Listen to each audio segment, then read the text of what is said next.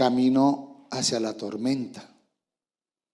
¿Alguno ha estado en una tormenta? ¿Algunos voluntariamente se ha ido a una tormenta? No, ninguno. Bueno, entonces suena como eco, ¿cierto? ¿Se escuchan bien? Gracias, yo lo sé. Imagínense que mi familia y yo hace aproximadamente como 2 años voluntariamente decidimos irnos para una tormenta. Como nosotros somos de esta región, no nos imaginamos las tormentas de Estados Unidos. Y hace más o menos 2 años fuimos toda la familia, incluyendo la mía, a un paseo que mi suegra siempre quiso hacer, que era ir con todos sus nietos pequeños en especial, a ir a Orlando. Ella quería disfrutar sus nietos, verlos allá. Da la casualidad que cuando programamos los viajes, que siempre los hacemos con anticipación, no teníamos presente que era tiempo de huracanes. Llegamos un día, creo que fue el primer día de la semana, no recuerdo muy bien, y cuando viajamos a Estados Unidos y llegamos y pisamos a Estados Unidos y empezamos a ver las noticias, que se aproxima un huracán, que no sé qué, y bueno, y todo cerrado, las playas en Miami y todo, y nosotros decíamos, bueno, no pudimos ir a playa. Bueno, hicimos otras actividades dentro de Miami, y cuando ya nos sentamos a ver el noticiero y vimos la gravedad del tema, el huracán llegaba, creo que era un miércoles, si no estoy mal. Nosotros estábamos y uno del grupo, no digo quién, uno del grupo, en medio de su razonamiento, dijo, ¿y por qué no decidimos quedarnos el miércoles en Miami y el jueves nos vamos para Orlando? Entonces la respuesta fue también muy concreta, y la respuesta fue, lo que pasa es que entienda que hoy tenemos que entregar el hotel, o sea, mañana tenemos que entregar el hotel y mañana mismo arranca donde nos vamos a quedar. Entonces era como muy complejo extender en un lugar y no, en el otro lado no había problema. El tema es que en vista de saber que venía la tormenta, nos fuimos. Unos se fueron por un camino y yo me fui por otro. Yo me fui por la principal con mi familia, mi esposa, mis hijos y unos sobrinos de mi esposa, que yo era el encargado de llevarlos. Y el resto de la familia se fue en otro carro por un camino alterno, más peligroso porque habían árboles y todo el tema. El tema es que lo chistoso que yo veía era que al principio todo normal. Y yo veía de Orlando a Miami la autopista llena. Y de Miami a Orlando éramos casi los únicos. O sea, yo miraba esa escena y decía, hemos dicho, somos re locos porque la gente saliendo y nosotros entrando. Y bueno, yo procuro cumplir con las normas de velocidad, porque más en Estados Unidos, porque los comparendos son costosos. Entonces mi esposa, en verme a mí andar tan despacio, me dice con una voz muy efusiva, métale la pata a esta vaina porque mejor dicho nos va a coger. Bueno, yo le dije, listo, yo le voy a hacer, pero yo no pago comparendos. ¿Listo? Listo, hágale. Y arranco por esa autopista como nunca en mi vida había andado. Mire que eso es tan tenaz, porque uno en su ignorancia, o yo en mi ignorancia, yo solamente me imaginaba que iba a entrar el huracán a Orlando, pero yo nunca tuve presente Lo que más peligroso que el huracán, ¿qué es? Los tornados. Esos pequeñitos, esos son los que más daño hacen. Esos son los que abren como el camino del huracán. Y esos se arman en cuestión de nada. Eso está así, un momento a otro, trin, aparecen. Entonces yo me fui adelante, pues obviamente yo manejando, Isaac, como era el más grande de los niños, se fue conmigo adelante, mi esposa allá atrás, orando. Lo más traumático era escuchar el sonido de los celulares. Esa vaina es lo más asqueroso que uno pueda experimentar. Porque mi celular chillaba, el de mi esposa, el de mi hijo, el de la sobrina, porque llegaba alerta y decía, oríllese, póngase en seguros porque viene tornado. O sea, la tecnología es tan tenaz que le avisa a uno que ya viene un tornado. Y entonces yo le decía a Isaac, bueno, chino, usted mire hacia la derecha bien, verifique que no haya nada, esto, y yo miro hacia mi izquierda, porque como yo voy manejando hacia allá, y yo miro hacia allá. Usted se encarga hacia allá y yo me encargo de acá. Si usted ve algo raro, me las canta, y si yo veo algo raro, pues yo ya sé cómo hacer el tema. Y la fuerza del viento es tan fuerte que yo me iba en la mitad de la carretera y yo llevaba un carro grandísimo, más grande que el de Judith, el doble de grande, pesado, y a pesar de eso yo no decía nada, pero cuando yo cogía las curvas el carro trataba de sacarme por la fuerza del viento. Entonces yo me iba todo el camino sosteniendo bien el volante, bueno, en la jugada. El tema es que estar en medio de una tormenta se le vienen a uno muchas cosas en la mente, ¿sí? Por la experiencia. Nosotros aquí qué huracán y qué nada tenemos. O sea, acaso uno ve un remolino ahí de basura, pero no ve nada más. Pero allá llegó la otra familia y mi suegra llegó con los pelos de punta porque cayeron árboles, vieron un carro de una familia volcada. Bueno, eso fue tenaz esa vía, fue peor esa vía que la de nosotros, pero el tema fue la experiencia de vivir eso, de las señales, de ver el clima, cómo caía el agua, de que posiblemente yo me podía salir de la carretera y volcarme, bueno, en fin, tantas cosas que se le vienen a uno. La experiencia fue después ya con cabeza fría, pues fue chévere, pues porque después del susto viene la reflexión. Entonces digamos que ya sabemos qué es vivir en medio de un huracán y en tornados. Tuvimos esa experiencia magnífica del viaje. Entonces, hay tormentas que ya están cantadas y a veces nosotros decidimos meternos en esas tormentas. Otros son sabios y las evitan. Entonces yo quiero que los que traen palabra abran su Biblia en el libro de los Hechos, capítulo 27, y vamos a leer del 10 al 25. Dice así. Les dijo, señores, bueno, voy a hacer el preámbulo. Recuerden que Pablo, la orden fue enviarlo ¿a dónde? A Roma, a comparecer ante César, y en esa época pues el medio de transporte era en barco, ¿no? Entonces Pablo va dirigido a ir a Roma a comparecer ante el César. Entonces, en medio de toda esa situación, él tomo desde el 10 para no hacer tan larga la lectura. Entonces dice así, les dijo, señores, creo que tendremos problemas más adelante si seguimos avanzando. Naufragio, pérdida de carga y también riesgo para nuestras vidas.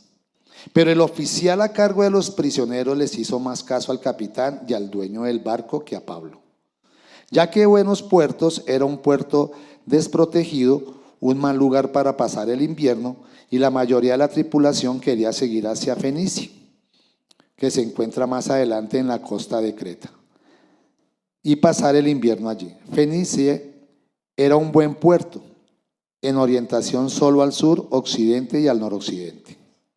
Cuando un viento suave comenzó a soplar desde el sur, los marineros pensaron que podrían llegar a salvo. Entonces levantaron anclas y navegaron cerca de la costa de Creta, pero el clima cambió abruptamente y un viento huracanado llamado nororiente sopló sobre la isla y nos empujó al mar abierto. Los marineros no pudieron girar el barco para hacerle frente al viento, así que se dieron por vencidos y se dejaron llevar por la tormenta. Navegamos al resguardo del lado con menos viento de una pequeña isla llamada Cauda, donde con gran dificultad subimos a bordo el bote salvavidas que era remolcado por el barco. Después los marineros ataron cuerdas alrededor del casco del barco para reforzarlo. Tenían miedo de que el barco fuera llevado a los bancos de arena del Sirte, frente a las costas africanas. Así que bajaron el ancla flotante para disminuir la velocidad del barco y se dejaron llevar por el viento. Sí, que me falta. El próximo día, como la fuerza del vendaval seguía azotando el barco, la tripulación comenzó a echar la carga por la borda. Luego, al día siguiente, hasta arrojaron al agua parte del equipo del barco. La gran tempestad rugió durante muchos días, ocultó el sol y las estrellas, hasta que al final perdió toda la esperanza. Nadie había comido en mucho tiempo. Finalmente Pablo reunió a la tripulación y les dijo: señores, ustedes deberían haberme escuchado al principio y no haber salido de Creta. Así se hubieran evitado todos estos daños y pérdidas. Pero anímense. Ninguno de ustedes perderá la vida aunque el barco se hundiera. Pues anoche un ángel de Dios, a quien pertenezco y a quien sirvo, estuvo a mi lado y dijo: Pablo, no temas, porque ciertamente serás juzgado ante el César. Además, Dios en su bondad ha concedido protección a todos los que navegan contigo, así que anímese, pues yo creo a Dios y sucederá tal como Él dijo. Amén. Esta historia, cuando yo la estaba leyendo, me trajo el recuerdo de hace más de 2 años cuando yo estuve en Orlando. Y muchas cosas que le sucedieron a Pablo a nosotros nos acontecieron. Hubo muchas señales que nosotros vimos, pero que omitimos. Entonces digamos que la primera, ¿qué fue? La advertencia. ¿Verdad? Hubo una advertencia, nos dijeron: vea, hay peligro, no se arriesguen, quédense inquietos, más bien busquen un lugar donde refugiarse y quédense quietos. Hubo una advertencia. A veces la Escritura, Dios nos dice a nosotros: esténse quietos. Y nos llega la noticia. Pero muchas veces nos llega la noticia, aquí esto es como un noticiero.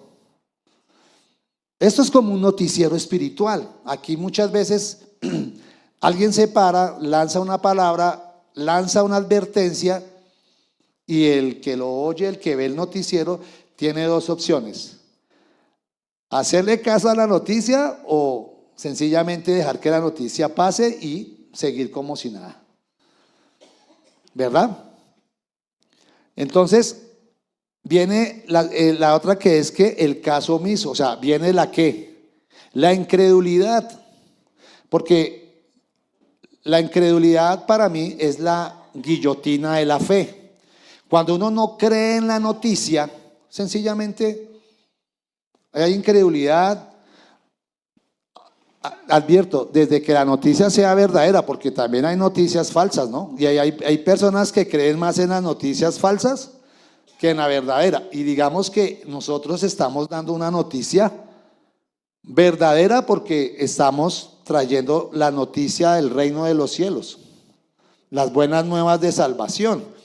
Y a veces advertimos, la gente hace caso omiso y no cree, incredulidad, ¿verdad? Vientos suaves, dice la Escritura. A veces nosotros estamos en quietud y qué chévere, pero cuando viene eso con remesón. Ayer caminábamos con mi esposa en el barrio donde vivimos y mi esposa decía: veo tan quieto el barrio que tengo hasta miedo. Anoche el ambiente era tan complicado, tan difícil, tan hostil, que mi esposa decía: negro, tengo miedo, esto está muy quieto. Nosotros vimos, eso es mucho movimiento para allá, pero eso parecía un festivo, no sé, parecía casi como el preámbulo del COVID, que eso mantenía esas calles solas. Eso era una quietud. Y yo le decía a mi esposa: no, pues qué machera, Dije, no, ¿cómo se le ocurre, negro? Eso cuando esto está muy quieto es porque algo se está preparando, algo se está como moviendo en el interior, no sé. Entonces a veces la quietud, no todas las veces porque haya paz, sino porque algo va a pasar. Entonces vienen esos vientos suaves y uno la toma como con calma y es cuando uno más alerta debe de estar. Eso me recuerda cuando estábamos prestando servicio social en el Amazonas con mi esposa como misioneros y un momento a otro venía una brisa porque el calor del Amazonas es muy húmedo y a veces venía esa brisa tan rica y uno decía, ya se me paraba así, faltaba decirle que mi esposa me dijera, Jack, abrázame. No, es una brisa riquísima y en menos de nada, tacatapum, venía tremendo aguacero, pero eso venía era con toda, pero igual pasaba rápido. Entonces cuando hacía esos vientos yo le decía a mi esposa, viene lluvia. Cuando íbamos por el río y yo sentía la brisa, yo le decía al motorista, en la juega porque nos va a coger un aguacero en medio del río Amazonas, entonces hay que estar en la jugada, porque vienen troncos, vienen cosas, entonces eso nos ponía alertas. El otro es que cuando vienen esos vientos suaves hay una gran posibilidad que viene un cambio abrupto y hay un cambio fuerte. Entonces dese cuenta que los marineros iban en su barco, vino el aire, el viento suave y dijeron, no, eso está breve. Y cuando menos pensaron, vino la tormenta, vino el viento fuerte y dice que ese viento fue tan fuerte que los mandó al mar abierto. ¿Alguno de ustedes ha experimentado irse al mar abierto espiritual, al mar abierto personal? A veces uno está en su trabajo, en su empresa, aún en el ministerio, en su vida cotidiana y como que todo va y cuando menos usted piensa, está en mar abierto. ¿Y ahora para dónde cojo? Los que han tenido la oportunidad de ir al mar, los que han tenido oportunidades de montarse en un barco, los que van a Boca Chica y los que de pronto han ido. Lo más abierto que yo haya visto es cuando uno va a San Andrés y de pronto se va de San Andrés a alguna isla, que uno ve el mar abierto y uno hemos dicho, no alcanza uno dimensionar dónde termina el mar porque eso es infinito. Imagínense ustedes en mar abierto. Debe ser muy tenaz estar en el mar abierto. Aparte de todo que en el mar nada se ve porque usted queda confundido con el color. El que se va para el mar abierto como náufrago, chao, porque no hay poder humano de cómo sacarlo. Y muchas veces la vida nos lleva a mares abiertos. Y muchas veces nosotros podemos evitar la ida a ese mar abierto si tenemos presente la advertencia del Espíritu Santo. Cuando ustedes se metan en oración. Cuando ustedes se rodeen de buenos consejeros y que sean sabios. Pueden venir los problemas, yo no estoy diciendo que no, porque si el Señor nos dice, tranquilos muchachos, el mundo les traerá aflicción, entonces ya con esa, ya lo que venga, hay que saber cómo es sortear las situaciones. Tengamos cuidado cuando vengan esos cambios abruptos porque nos va a mandar al mar abierto. Y cuando nos mandan al mar abierto, ¿qué viene? ¿Qué viene cuando usted está en mar abierto? Desesperanza, miedo. No nos digamos mentiras. Usted puede ser el hombre o la mujer más espiritual que puede llevar tantos años en el evangelio, pero llega un momento en la vida que uno como que pierde la esperanza. Como que niega uno su fe. Recuerden cuando los discípulos estaban en la barca y vino esa tormenta sorpresiva. Y ellos dijeron, maestro, ¿no tienes cuidado de nosotros? ¿No se da cuenta que nos vamos a morir? ¿Y qué les dijo el Señor? Hombres de poca fe, ¿qué les pasa, muchachos? Si el Señor está en tu barco, si usted le permite que el Señor esté en su barco, les digo como dice la Escritura, no yo sino la palabra, que su barco no se va a hundir. Su barco no va a naufragar. Podemos ser azotados por las tormentas, se nos puede romper el mástil, se nos pueden romper las velas, se nos puede caer hasta el pelo, pero el Señor no te va a abandonar, el Señor te va a sostener, el Señor no quiere que nosotros entremos en la fase de la desesperanza. Nosotros en este momento, el país está en un tiempo de desesperanza. No sabemos para dónde coger, si para aquí o para allá o para adelante o para atrás, porque hay desesperanza, porque hay tanta desesperanza que estamos poniendo la mirada en un ser humano como usted y como yo, de carne y hueso, cuando nosotros deberíamos tener la mirada puesta en el autor y consumador de nuestra fe y decirle: Señor, tú nos sostendrás.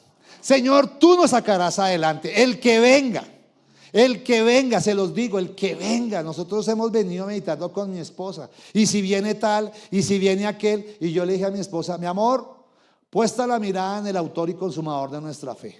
Posiblemente esa desesperanza muchas veces hacer bajar el ancla. Los marineros bajaron el ancla, ahí lo dice la palabra. ¿Y quién es el ancla? Jesucristo. En Hebreos 6 dice que el ancla de mi fe es Yeshua HaMashiach. Y a veces nosotros nos metemos en el lugar secreto y oramos, gemimos, clamamos. ¿Y saben qué?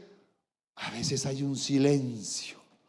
A veces no hay respuesta en las oraciones. A mí, yo tengo oraciones que están ahí como en espera, como cuando usted entra a una oficina, a un banco, y toma el ticket y espera que venga el turno. Y hay, yo no sé cuántos turnos hay delante y tiene que usted esperar el tiempo.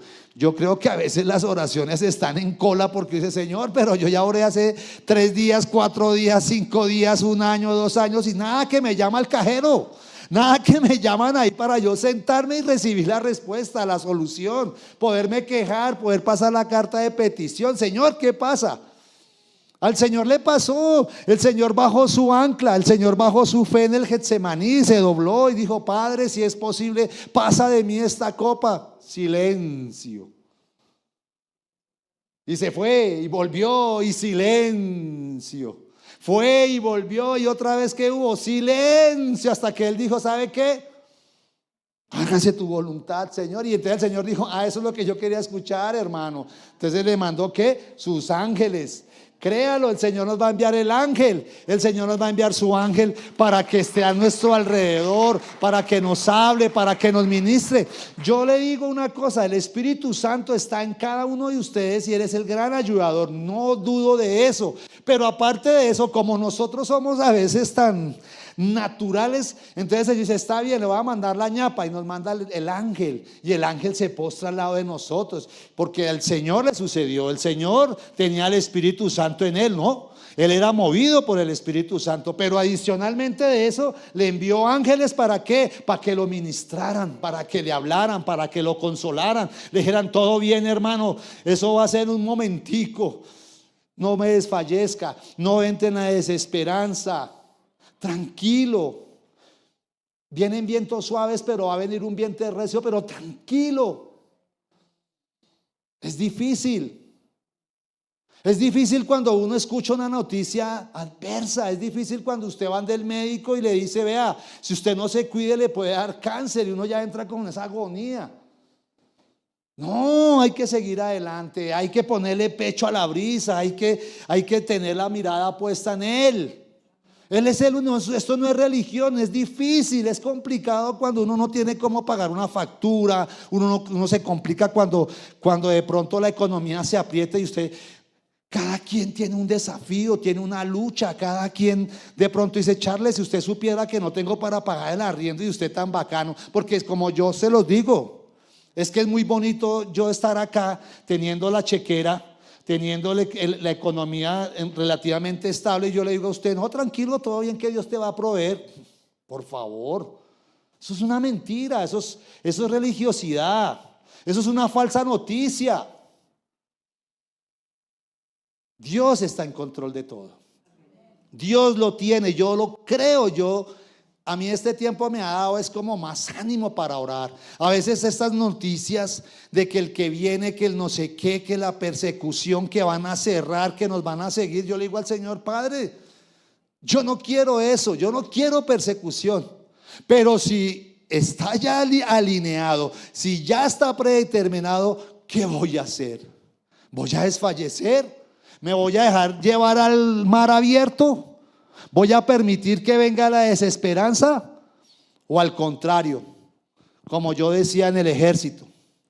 En el ejército, cuando yo presté servicio militar, nos llevaron a una base militar en Garzón Huila, una montaña, y la inteligencia militar nos informó de que la guerrilla estaba planeando metérsenos al batallón y darnos hasta lo que más pudieran. Y la orden del coronel en ese tiempo dijo: los que vayan a dormir, duermen con el uniforme puesto. Duramos durmiendo con el uniforme puesto 15 días sin podernos quitar. O sea, llegaba la noche, mi almohada eran las cartucheras y entrepiernado con mi fusil y con las botas puestas y con el uniforme puesto. La orden era para evitar fuego amigo si llegaba a haber un contacto con la guerrilla. Y eso a mí me enseñó. Hoy, como cristiano, por eso yo no me quito la armadura. Por eso yo tengo que andar con armadura, porque la palabra dice: pónganse en la armadura. ¿Para qué? ¿Para lucirla? ¿Para decir, mire, soy soldado de Cristo? ¿O para soportar los días malos? Hoy no sé qué va a pasar en esta nación. Yo no sé si mañana sea malo o sea bueno. No lo sabemos. Porque de pronto decimos que el que ganó era el que nosotros queríamos y vaya uno a saber si se le tuerce el corazón. Maldito el hombre que confía en el hombre. Maldito el hombre que pone la mirada en el hombre, que me dicen yo no voy a hacer y después termina haciéndolo. Y ya paila, estamos por dentro. Yo les escribo en mármol. Ay, vea las promesas. Yo tengo 57 años y desde los 18 años he votado toda mi vida y lo único que he recibido es que yo le prometo. ¿Qué me promete si no me cumple? No podemos seguir entrando en conflictos, no solamente políticos, sino doctrinales y pensamientos humanos. Puesta la mirada en el autor y consumador de nuestra fe. Ya hay un destino. La palabra dice que usted y yo ya tenemos el destino. La palabra dice que Dios ya trazó algo en un libro y todo eso se tiene que cumplir en su vida y en mi vida. Esté el quien esté, se cumple. Dejemos de proclamar cosas de desesperanza. Tampoco maquillemos la realidad. Señor, tengo hambre. Señor, tengo hambre. Me chillan las tripas. Por amor, envía a los cuervos del norte, del sur, del oriente. Haz un milagro, Señor. Dice, Señor, dice, quiero que aguantes más porque necesito que bajes 3 kilos más de... Ah, bueno, listo. Pero Dios no nos desampara. Dios no es hombre para que mienta. No es hombre para que mienta. Yo lo creo. A veces tenemos tormentas familiares. Hay desavenencias dentro de la familia. Hay peleas dentro de nuestra familia. Yo a veces estoy metido en tormentas familiares y yo lo único que he dicho es: Señor, ayúdanos. Danos sabiduría, entendimiento, Padre. Y entonces muchas veces yo oro y no encuentro la respuesta porque no es el tiempo de escuchar la respuesta. A veces un no también es bueno. A veces un no me hace esforzar más. No sé los que son comerciales, pero a mí cuando me dicen no me anima más. Una vez tuve un cliente en el Caquetá que yo iba y ofrézcale, no, un viaje de 24 horas para que me digan, no es muy berraco uno llegar cansado con su maleta y le digan no y devuélvase otra vez con las manos vacías. Hasta que un día ese señor me dijo algo: Charles, le voy a comprar. Yo nunca he visto un vendedor tan persistente como usted, hermano. Es que usted es una piquiña. Usted me demostró que usted es un berraco. Le voy a comprar. Y me hizo un buen cliente.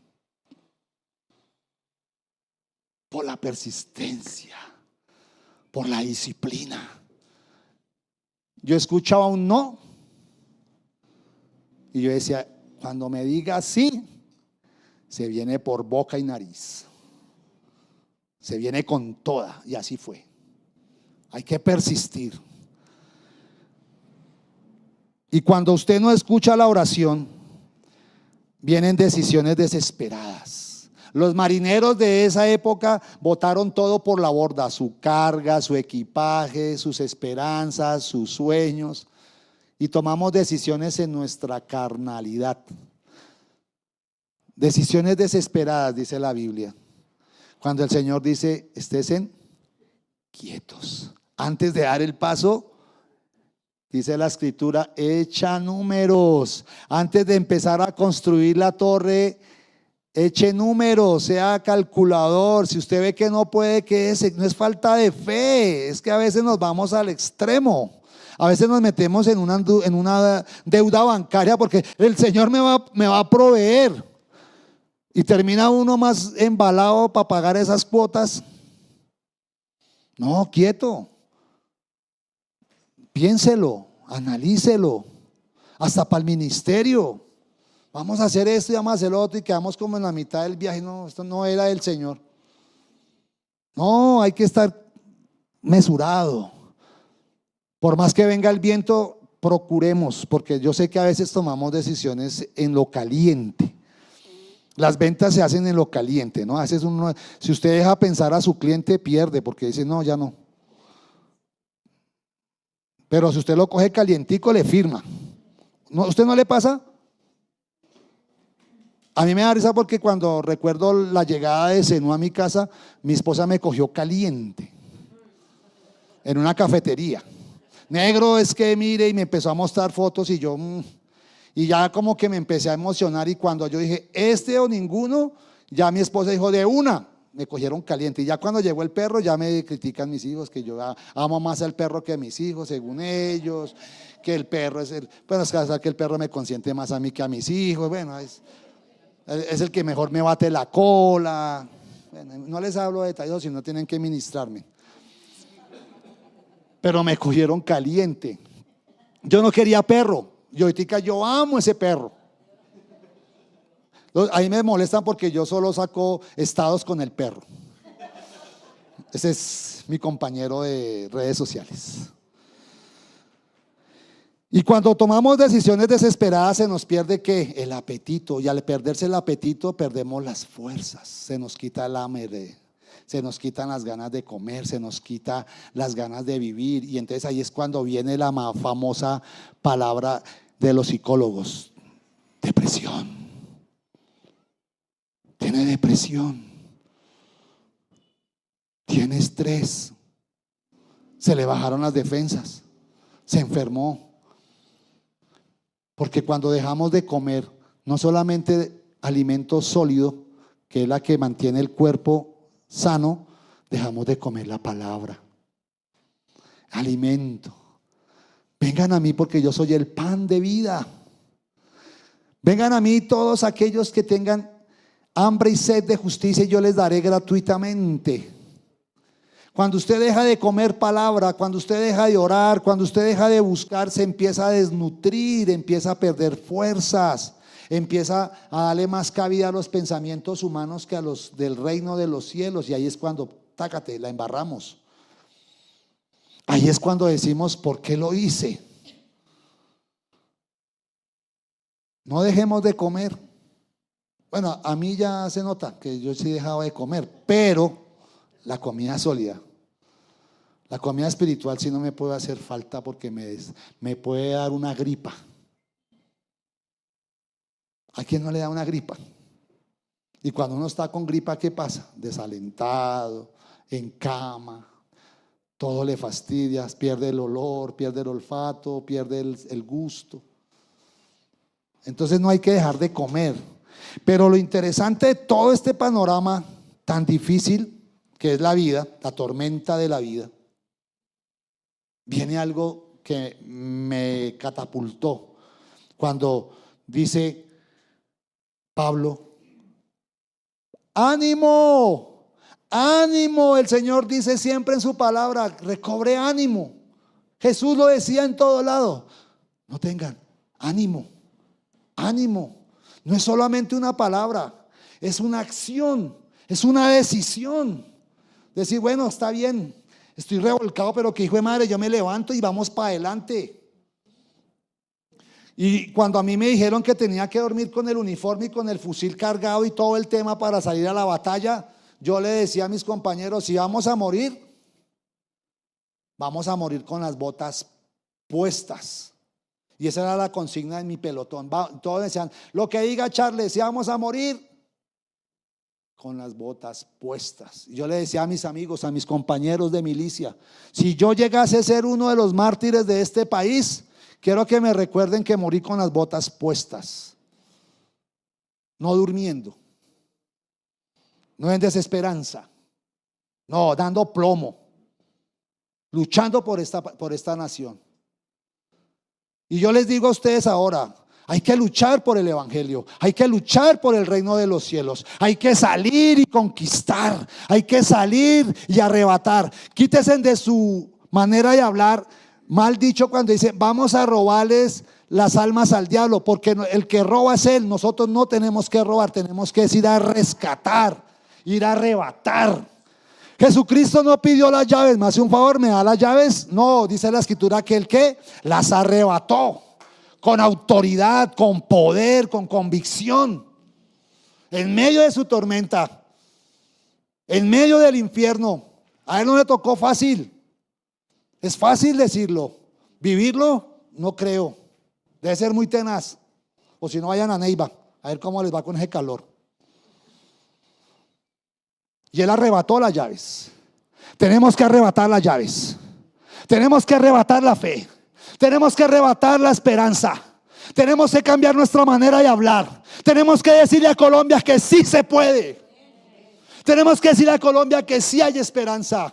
Tenemos que decirle a Colombia que donde hay desesperanza hay esperanza, que donde hay desamor hay amor, Cristo. Que donde haya divorcio hay que decir sí se puede restaurar, sí se puede reedificar, sí se puede reconstruir, sí se puede perdonar, sí se puede tolerar. Esta mañana me recibieron y me dijeron, usted mire qué tal va a votar porque amémoslo, rodeémoslo, respetémoslo. Porque si yo quiero que a mí me respeten mi voto y quiero que me aplaudan mi voto, yo tengo que aplaudir al que vota al contrario. Y a veces caemos en ese envolvimiento humano, mundial, que si usted no piensa como yo, a la paila 8. Afortunadamente yo estoy tratando de cambiar porque mi esposa dice que por mí yo ya había mandado más de uno a la paila 8 y yo digo, sí, no me faltan ganas. He tratado de cambiar. Yo soy el inquisidor, el que... No, ¿cómo es que dice mi esposa? ¿Soy qué? ¿Cómo es? No, hágase. Ya me acuerdo. Ella me dice que yo soy esos conservadores godo, ¿cómo? Radical. Yo sí, pero he cambiado. Trato de cambiar. Por mí lo haría, pero no. El amor de Cristo lo puede todo, todo lo soporta, todo lo cree. Hay que amar. Ánimo, las promesas. Y cuando Pablo dijo, no tengan temor, iglesia, no hay que temer. Jesucristo, hay 365 veces en la Biblia que dice, no teman, no teman, no temamos. No temamos a las 5 de la tarde cuando salgan los resultados. No hay que temer. Mañana no hay que temer. Mañana hay que levantarnos. Tenemos que levantarnos sin temor. Tenemos que orar, guerrear.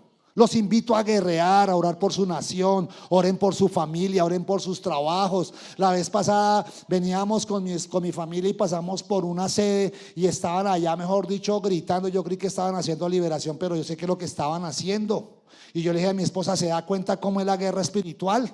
¿Se da cuenta que eso sí no pierden el tiempo? ¿Se da cuenta que eso sí llegan y me empiezan a maldecir a nuestra nación y nosotros nos quedamos en silencio?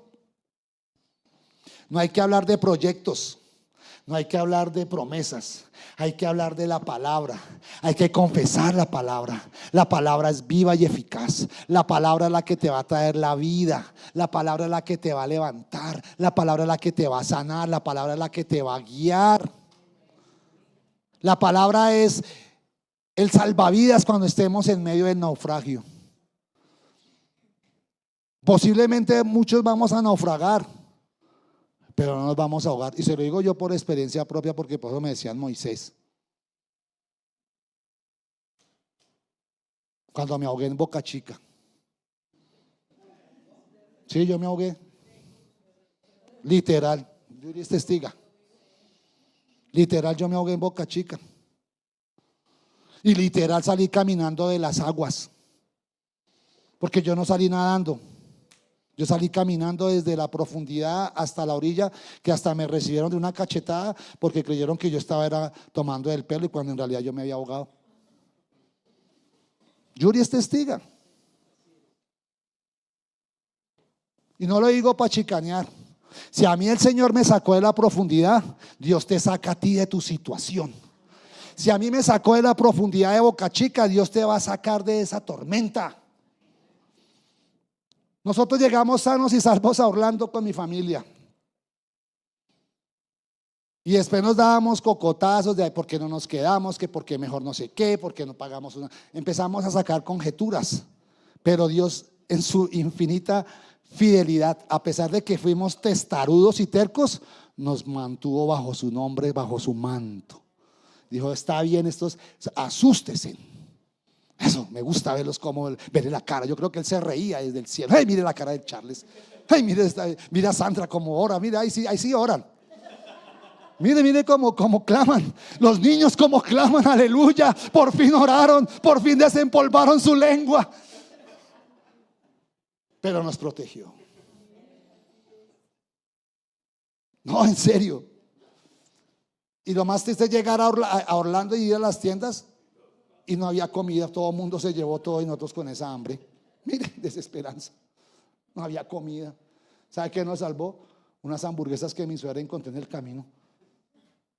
Y esa fue la comida el otro día y nosotros nunca había me comí una hamburguesa tan rica como esa.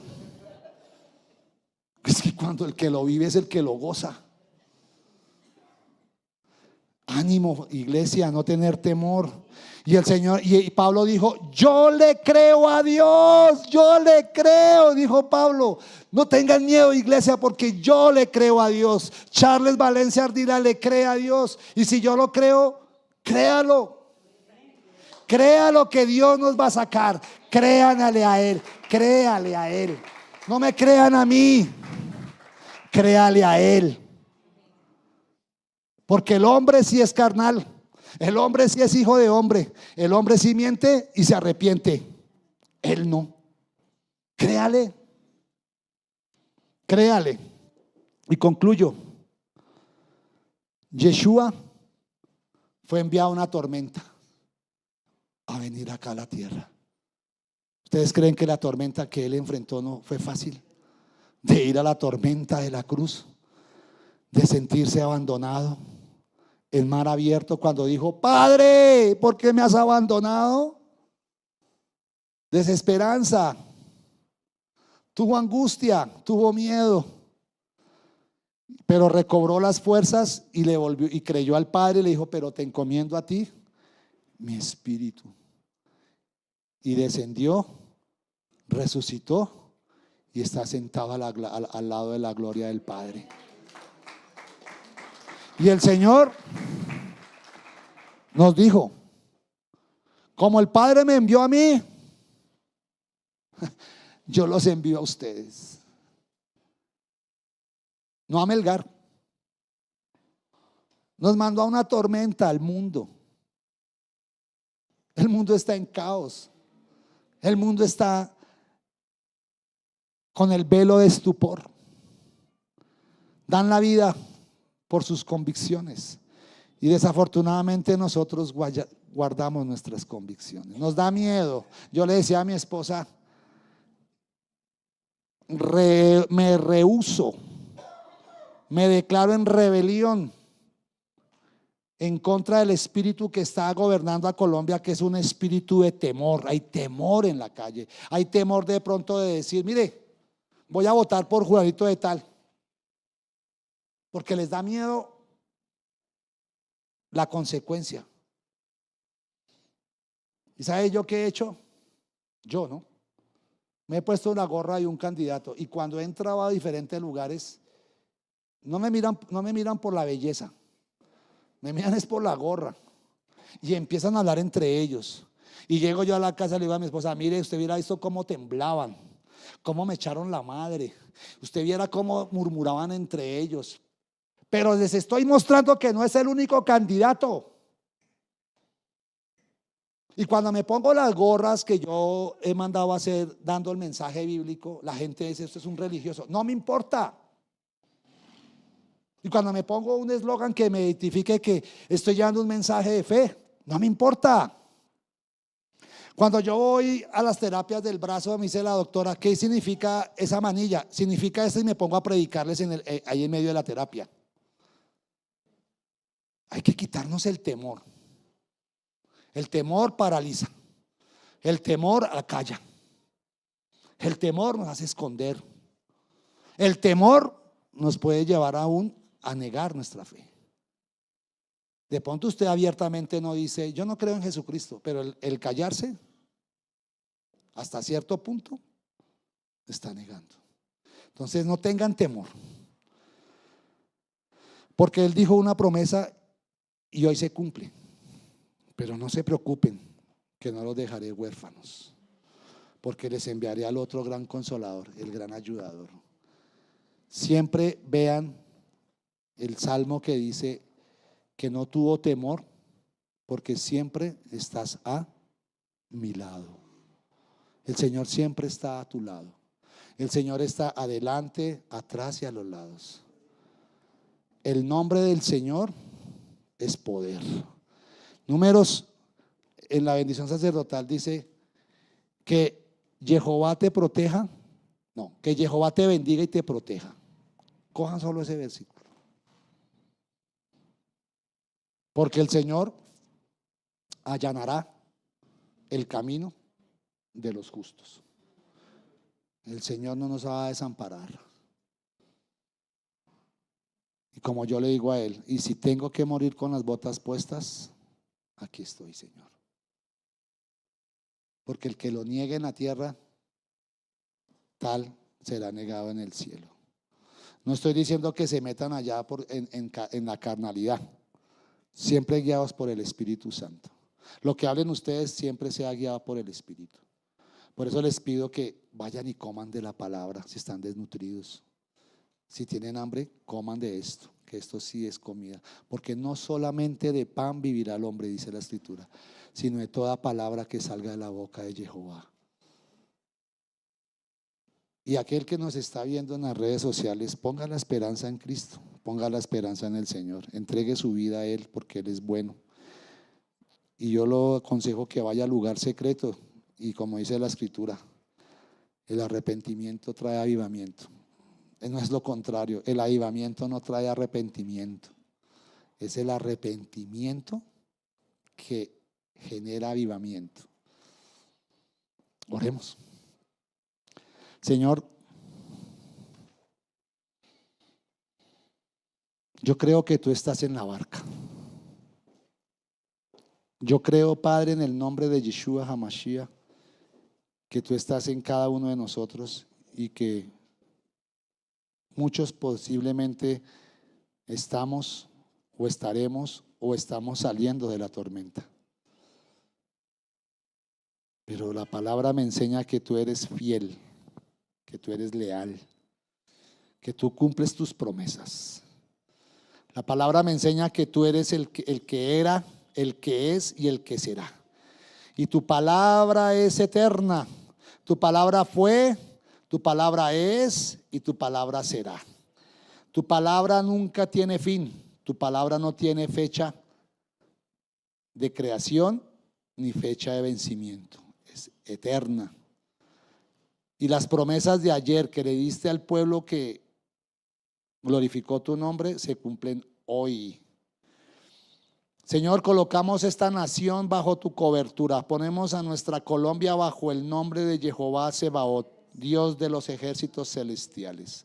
Señor, te clamamos para que por favor nos facilites y envíes al arcángel Miguel en esta hora y batalle en los poderes de los aires, que desenvainen espadas de fuego y de poder, que rompa todo yugo, que rompa toda esclavitud, que rompa todo aquello que tenga que ser destruido, Señor, porque la palabra dice que el enemigo vino para matar, robar y destruir. Señor, yo te lo clamo, yo te lo suplico, te lo imploro. Sobre todas las cosas, haz tu voluntad sobre nuestra nación, haz tu voluntad sobre nuestras familias, Señor. Señor, tú eres el Dios de las familias. familias. Señor, tú eres el Dios del varón y de la mujer. Señor, pelea por nosotros. Señor, pelea por nosotros. Señor, cabalga en las alturas. Cabalga a favor de esta nación, Señor. Pelea por tu iglesia. Pelea por los que hemos sido redimidos por la sangre del Cordero. Pelea por aquellos que hemos sido sellados con el Espíritu Santo. Pelea por aquellos que tienen nombre nuevo. Pelea por aquellos que hoy doblarán sus rodillas delante de ti y te confesarán. Pelea por aquellos que, cuando dice la palabra, que cuando un pecador se arrepiente hay fiesta en los cielos, Señor. Encomendamos esta Colombia delante de ti. Y yo te pido perdón, y pido perdón por la iglesia, y te pido perdón por nuestra Colombia. Te pedimos perdón porque muchas veces hemos puesto mala mirada en el hombre que en el que es el autor y consumador de nuestra fe. A veces ponemos mala esperanza en proyectos humanos que en el proyecto que tú nos dejaste escrita desde hace mucho tiempo, que es la palabra tuya. Perdónanos porque queremos un diseño de hombres cuando hay un diseño del reino de los cielos. Perdónanos porque la palabra dice que ahora nosotros no somos de este mundo, sino somos ciudadanos del reino de los cielos, y lo que nos rige a nosotros son la cultura y la misiva de tu palabra del reino de los cielos. Esa es la guía de nuestros pies, Señor. Lámpara a mis pies es tu palabra y lumbrera a nuestro caminar. Señor, que venga tu palabra con poder, que venga tu palabra con esa autoridad, que venga esa palabra que se desata del trono de gloria. Que hoy sea, Señor, como dice el libro de Apocalipsis, que las oraciones de los santos subieron y el ángel las tomó en una copa y las mezcló con el carbón encendido y las devolvió a la tierra. Señor, que todos los que hemos orado, todos los que hemos intercedido, todos los que hemos gemido delante de tu presencia, que hoy venga la respuesta, que hoy venga tu palabra, Señor. Y que sea reprendida la desesperanza, que sea reprendida, Señor, la falta de fe. Perdónanos porque tu palabra dice: hombres de poca fe.